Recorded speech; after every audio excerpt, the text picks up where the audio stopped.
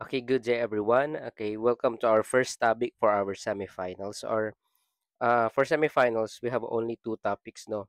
The risk management, and then the second one is the practical insights introducing and managing business risks. So for today, we will discuss about risk management. So our learning objectives, first is to define what is risk management. Second is to explain briefly the basic principles of risk management. Third is to describe what are the elements of risk management. Fourth is to define the relevant risk terminologies, describe the potential treatments or approaches in managing risk, explain the areas of risk management. Seven is to describe the steps in the risk management process. And number eight is to familiarize yourself with the SEC requirements in dealing with enterprise wide risk management. So let's start with the risk management. So first, before we discuss about risk management, let's define what is risk management. So when we say risk, okay, is the possibility or likelihood that an event will occur that has an undesirable or harmful outcome such as loss, injury, or adverse effect. So, ibig sabihin, pag sinabing risk, uh, it is the event, no, event na mangyayari kung saan meron siyang negative impact or undesirable outcome when it comes to our business. Ano yung may example ng pwedeng mangyaring risk, pwedeng loss, injury, or adverse effect.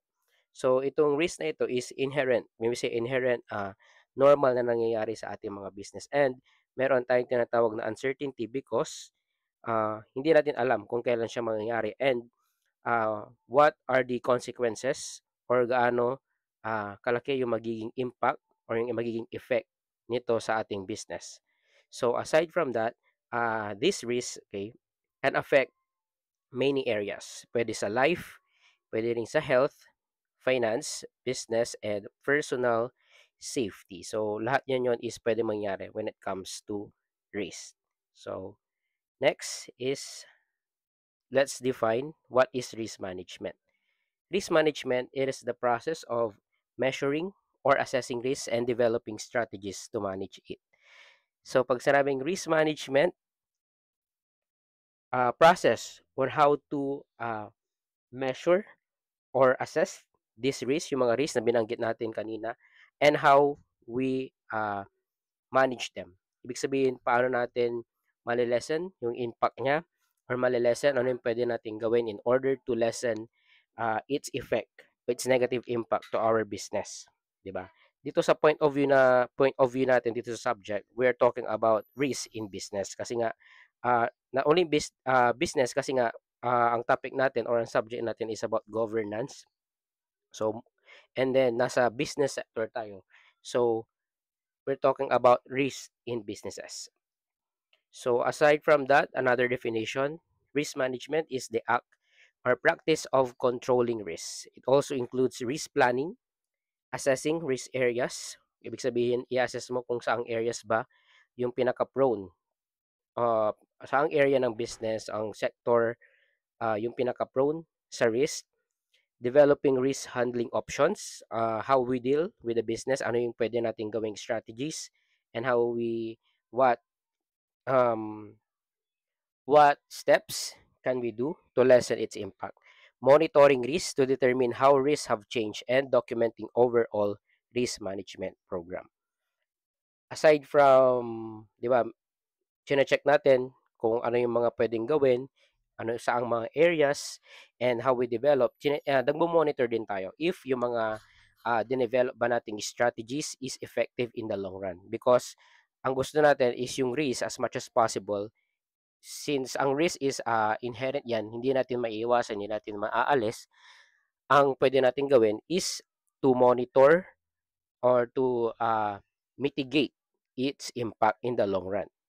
Hindi natin maaalis pero as much as possible is malesen natin yung kanyang impact. And then another definition from the ISO 31000, risk management is the identification, assessment, and prioritization of risks followed by coordinated and economical application of resource to minimize, monitor, and control the probability and or impact of unfortunate events and to maximize the realization of opportunities. Yun nga yung sinabi ko kanina, i-lessen natin yung impact and to maximize yung mga opportunities, yung mga pwede nating gawin para ma-mitigate yung impact ng ating risk.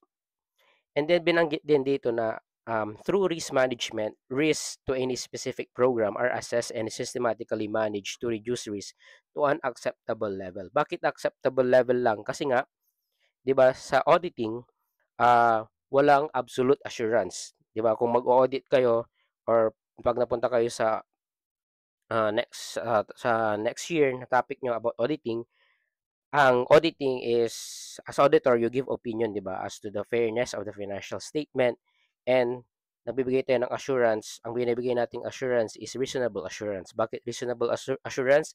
Kasi nga, meron tayong mga tinatawag na inherent risk. And these inherent risks are natural risks na talagang nangyayari and we cannot totally eliminate. Kaya nga wala tayong tinatawag na absolute assurance. We only have reasonable assurance. No?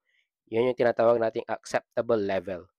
So we cannot we will reduce the effect of this risk to an acceptably low level.